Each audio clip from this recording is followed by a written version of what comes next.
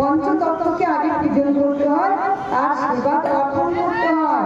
আগে গুরুকে পুজো করবো, তারপর গোবিন্দ, তারপর পঞ্চতত্ত্ব।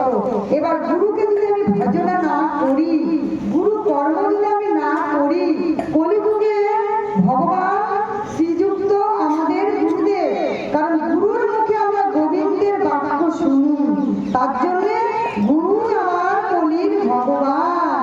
কারণ একটা বাল্ব যদি তুমি জ্বালাও, সে বাল্বের মধ্যে মেন তার থেকে কিন্তু একটা তার নিয়ে আসতে হয়, আর সেই মেন তারটা হলো আমার গোবিন্দ, আর একটা তার নিয়ে এসে সেই লাইটের মধ্যে আলো জ্বালাতে হয়।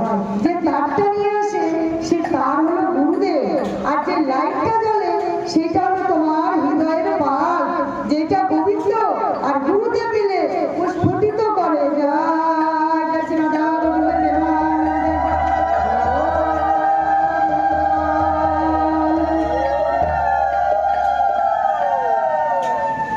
আমার দয়ালুতায় চৈতন্যদেব কলির ঘরে ঘরে যখন, আমার নবদ্বীপের ঘরে ঘরে যখন বলেছিল মা যে সবার তারে তারে গিয়ে হরিনাম করবে, হরিনাম মিলাবে, তখন নিতাই বলেছিল, দাদা তুমি যে এইভাবে হরিনাম করছো, তোমাকে তো কেউ দামই দিচ্ছে না।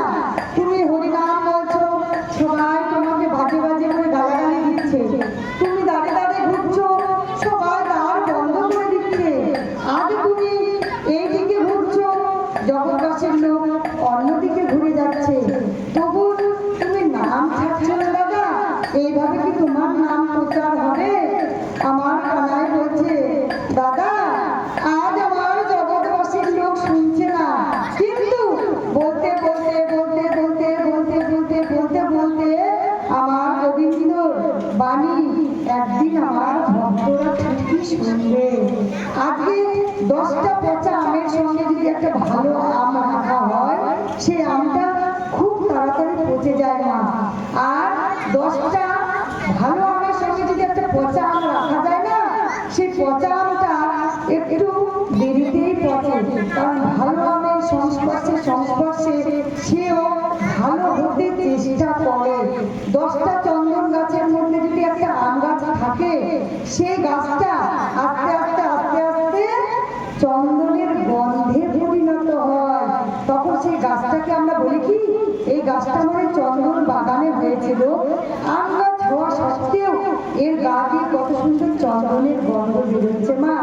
আর একটা চন্দন গাছ যদি বাঁশ বাগানে হয় না, সেই বাঁশের ঝাড়ের অন্ধকারে সেই চন্দন গাছের গন্ধটা আস্তে আস্তে আস্তে আস্তে নষ্ট হয়ে যায়।